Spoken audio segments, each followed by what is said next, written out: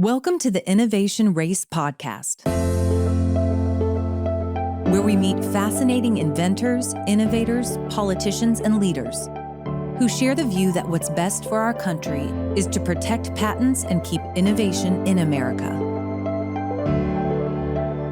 Now, here's your host, Jenny Beth Martin. Brigadier General retired Robert Spalding is an expert on all things China. He served in the State and Defense Departments for over 26 years. He's a former White House National Security Council Senior Director. He's currently the founder and CEO of SEMPRE, and he's authored 2 books, including Stealth War: How China Took Over While America's Elites Slept. He's in our documentary film Innovation Race, is now available as a virtual cinema event. You can find out more about how to watch it at innovationracemovie.com. I was fascinated in this conversation with Rob Spalding. I hope you enjoy listening to it as much as I enjoyed interviewing him. And now, here's Rob Spalding. Robert, thank you so much for being with us today. Thank you. So many of the people who we have done the podcast with have talked a lot about patents and intellectual property and the law around that, which is what we discuss a lot in the movie. But we also talk about in the movie the tension between America and China. And that is where you really have a lot of expertise. How did you come to have your expertise about China? Well, I, as a young major in the Air Force, I had an opportunity to go and live in China. So I went to Defense Language Institute. I learned Chinese. And in 2002, I went over to live in Shanghai with my family. So for 2 years, I lived in Shanghai. We traveled the country. I got to know the people, the culture, the geography. Really was totally immersed in China. And that was how I became kind of the China guy. And when all my colleagues were going to the Middle East, I was going to China. And so that led to a series of assignments that culminated with becoming the senior defense official and defense attaché in Beijing. So over that time, my view of China changed pretty substantially. In 2004, I told my wife, hey, this is great. And we loved it. We had a great time. The people were fantastic. And I felt like it was such a growing place economically in 2004. Mind you, they had just entered the World Trade Organization. So Shanghai was growing like crazy. All of my neighbors were building factories in the Shanghai Special Economic Zone. So, the idea was I'll retire from the Air Force and go back to China and work, maybe start a business. That was what I was thinking in 2004. Fast forward 10 years later to 2014, and I'm in the Pentagon looking at the destruction of our companies by the Chinese Communist Party. And I got a totally, completely different view. And that led me to really start working on briefing our senior military leaders.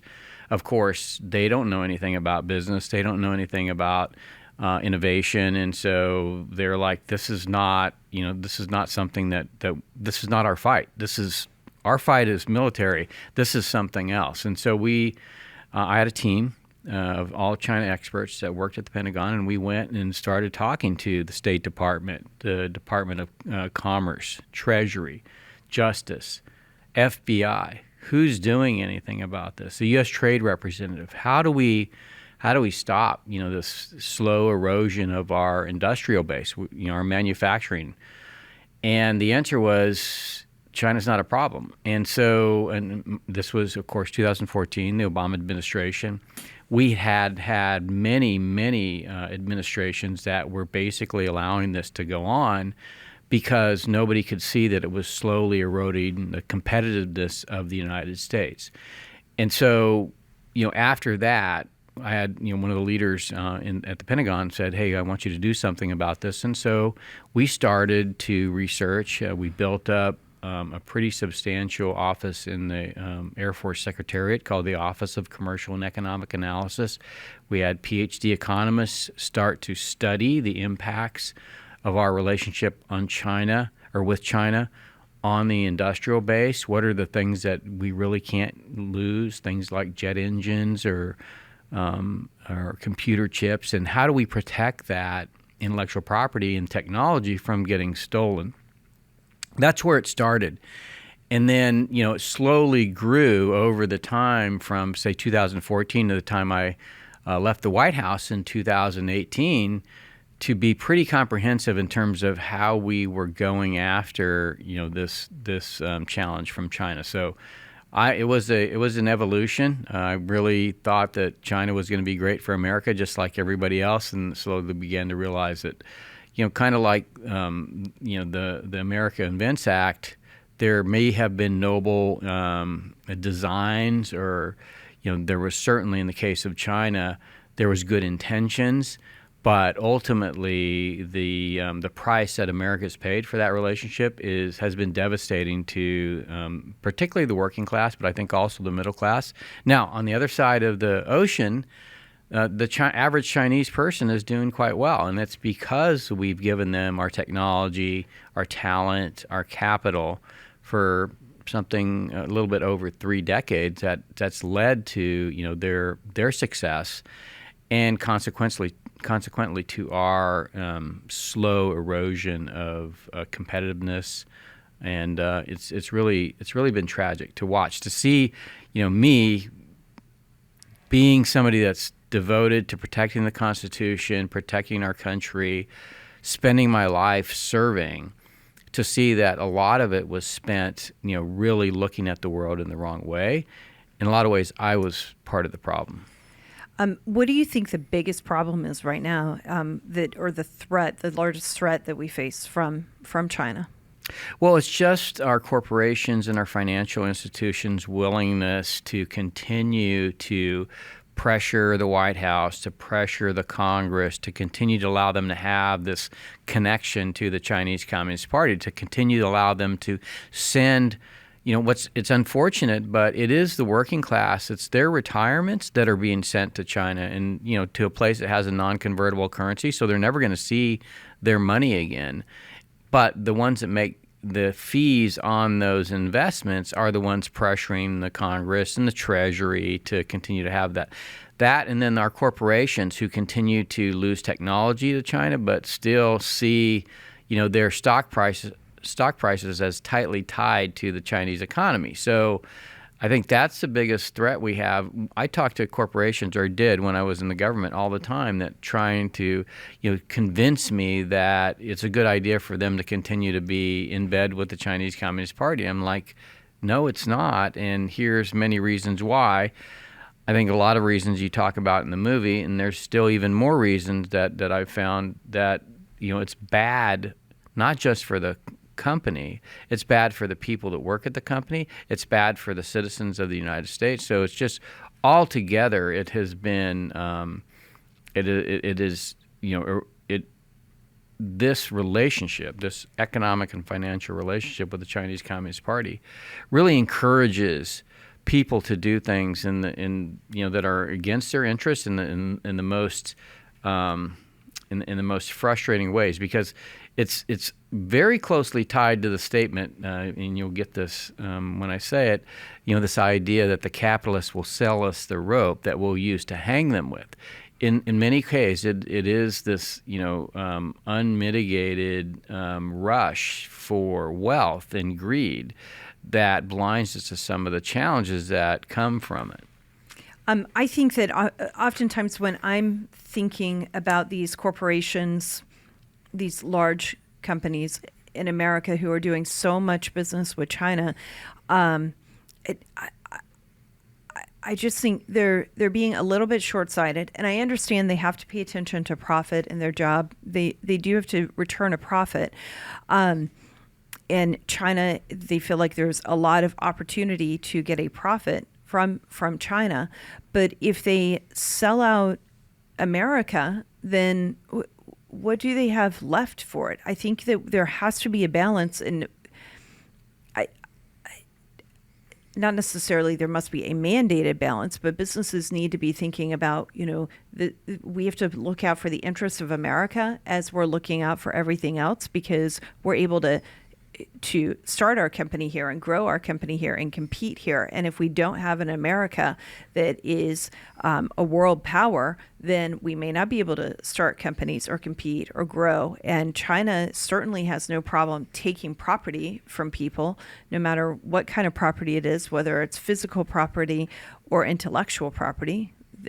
They could just take the companies, and then they control the companies, and you've sold it out. You sold out for what? And I'm not the military expert that you are, but that's part of what I look at and see, and I just think they're being so short-sighted. When it comes to patents and intellectual property, did you feel like the film taught you anything new, or do you feel like that it is going to be a good learning tool for other people? Well, so I had left government to start the SEMPRE, and it's based on intellectual property and technology. It's an innovative way to look at the infrastructure that powers smartphones. And in that process, one of my hardware CTO, a man named John Huppenthal, who, along with Seymour Cray, developed and designed and built Cray 3, so built supercomputers and developed a technology based on field programmable gate arrays, FPGAs, for high performance processing at the edge, which is something that 5G uses. He taught me a lot. He's, the company that he had founded with Seymour Cray after Seymour Cray left Cray had patented thousands, had created thousands of patents around this technology. And he had been part of IPRs that were surrounding that technology. So he taught me really early on that patents had become useless. And so in our company, we focus very, very diligently on not just patents, but trade secrets that we hide from people because we're concerned that, our technology can be stolen so easily. So, and I think other companies have done very similar things. And then other companies, they just end up getting, not really totally getting to have the full benefit of their intellectual property because of the American Invents Act. So didn't really teach me anything because I had been taught by a master that understood the patent system and particularly how the patent system had gone awry. But it did. I do think it offers an opportunity for people that aren't like me, that haven't been in a high technology company for 4 years developing technology and understanding the risks associated with the intellectual property. It lets other people know that, hey, there's a problem. We've got a problem in this country, and it's a problem related to our own innovation and how we can create value. There is this fundamental belief that if we can just out-innovate the Chinese, we'll continue to be in front of them. That's just not the case. Not only can we not out-innovate them because they're actually, embedded in our society, so they take that technology back with them, but there is a tendency for, I think it's a tendency for small businesses and individual inventors to maybe not try as hard because they're worried that their technology is going to be stolen because they can't have the same kind of faith in the patent system. So not only can we not, I don't think we can outcompete China because they're everywhere, literally in our system, but also I think the fact that we don't protect intellectual property as a nation the way our founders thought it should be protected, and I think they had good reasons for that, I think that's another factor that probably contributes to our lack of competitiveness. Any country in the world today, if you ask them, if you go to them, particularly emerging market countries, what country do you look to for their productivity, how their economy runs, their economic opportunity for citizens? Right. People say China. They don't say. So when you and that's one of the things that I began to realize. The American dream was no longer the American dream. It was the China dream. And part of it had to do with the things that we had done in the United States to take away economic opportunity for the average citizen. When did you start your company?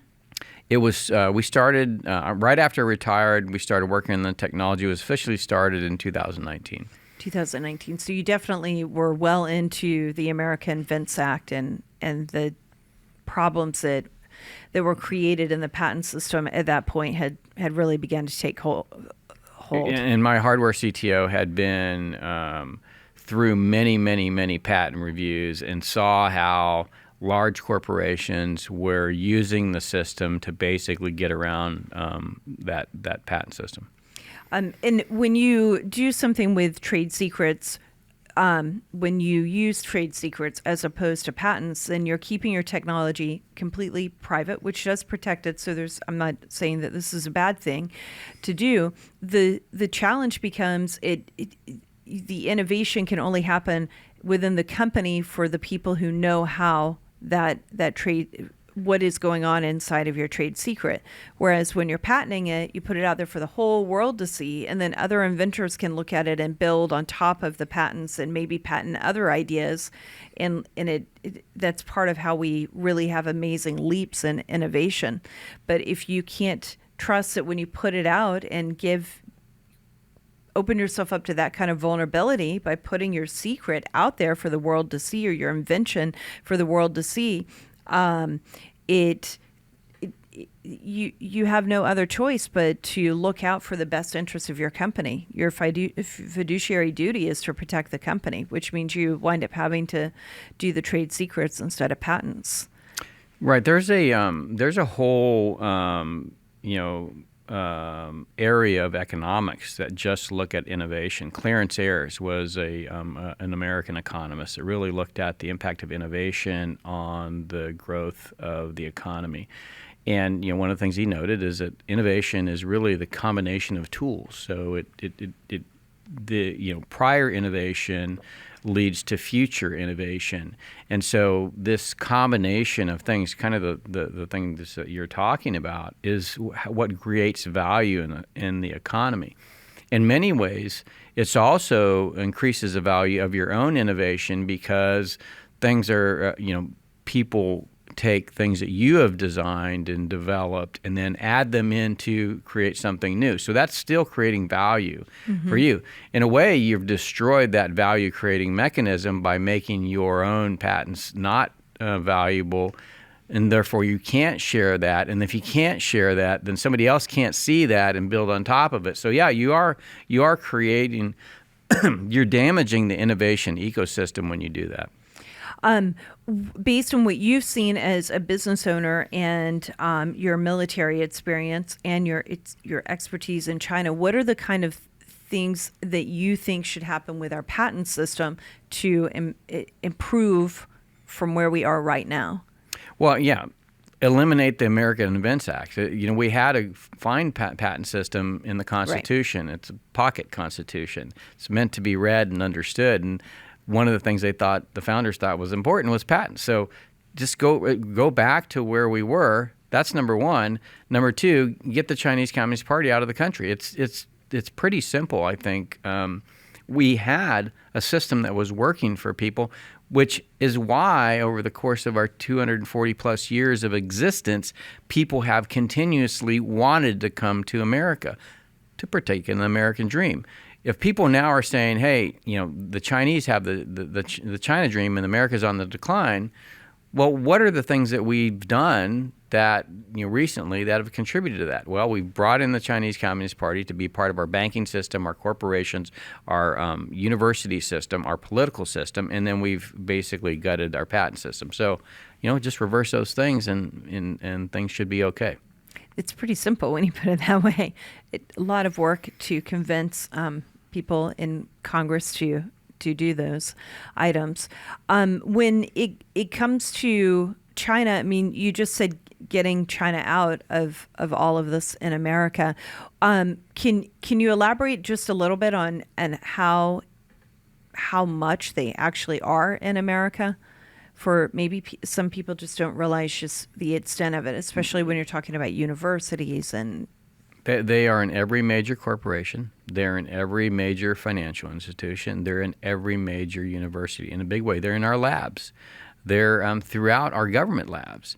And it's not that the Chinese people are bad people. It's that the Chinese Communist Party is a dictatorial regime that leverages their population for technology theft, just one thing, then also to essentially control the narrative, which is something that's easily replicated using social media. And in many cases, this tie with corporate America is a tie to media, because the media system has itself been corporatized. One of the things that people mention is, the person that sits on the board of Pfizer also sits on the board of Thomson Reuters. So there's a strong tie between the Chinese Communist Party, U.S. corporations, and then because those major investors in those media organizations are part of that complex, that there's a lot of influence direct from the Chinese Communist Party into our media. Now, what are the things that they want? Well, they want us to continue to do the things that support their interests and don't support ours. And so, this tie, this close economic and financial tie, you see play out in nearly everything. The United Nations, the World Health Organization, the World Trade Organization, every major corporation, our Centers for Disease Control. You've had, and as I was in the government, you had this overwhelming response when I would say, guys, we have a problem. And they'd be like, no, the Chinese are our friends, right? And we're going to bring them into the system and they're going to change. And I would say, look what's happening. Right.